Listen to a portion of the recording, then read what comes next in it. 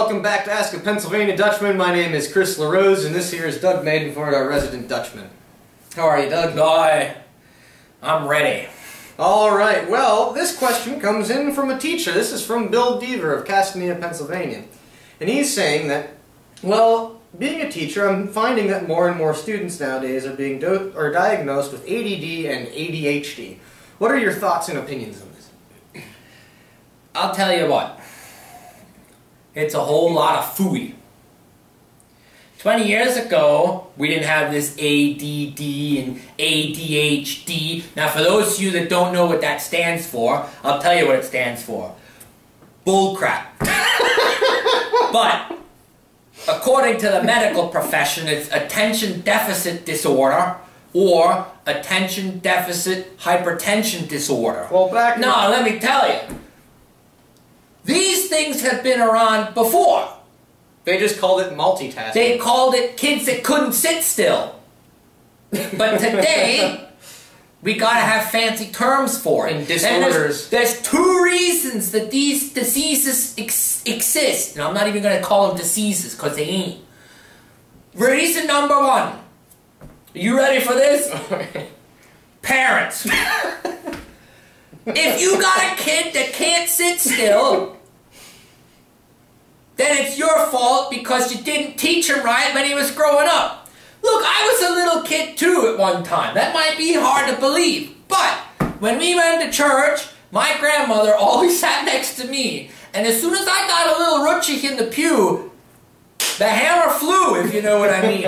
I learned that there are certain times and places where you need to be still and quiet. And that's all there is to it. So, I'm going to throw it back on the parents a little bit. Right. Now, I can't throw it all on the parents because I understand. Some parents say, some parents like giving their kids everything they want. Well, there's your first mistake, but we won't go into that. I'll tell you, number two, and here's the other big thing. I'll tell you why these diseases exist, and that's because of drug companies. The pharmaceutical industry is the biggest load of hooey in this country there is. Why do you think these diseases exist? So they can sell more pills.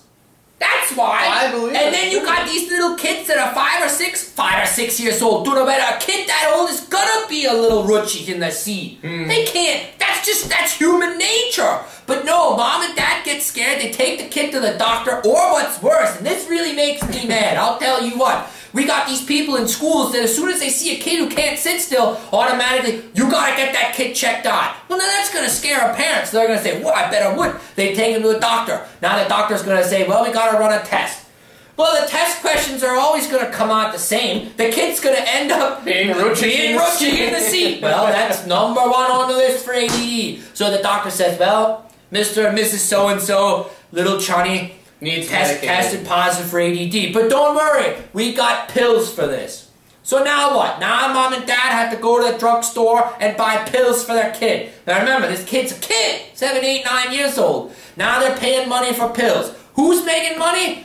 Pfizer, all these other big drug companies who are giving kickbacks to the doctors, I bet. I'm telling you, it's a vicious cycle. All because the kid can't sit still in their seat. Do no better, that's what a kid does. And here we go, and millions of dollars are being spent on these drugs and doctor's appointments to make these kids have these pills. Well now, let me tell you something. What happens when these kids take these pills? These kids take these pills, and they take them every day for year after year after year. Well, eventually, then they gotta get bigger doses, because as they get older, they get bigger. Well, then they're paying more money for the drugs. And then as Chris says here, then they get dependent. What are we gonna do? Where's it stop? They're gonna be nuts! Absolutely. And you know the other thing? No, and then they're gonna get to be adults, and they've never been scolded and reprimanded how they're supposed to act, and then they can always say if they mess up, or if they screw up, or if they can't sit up. I got ADD. Well, do no better. I got nothing to hang my hat on when it comes to that. If I screw up, or if I do something wrong, well then I say, yeah, I screwed up, I did something wrong. I'm not gonna give it some fake moniker that some doctor made up.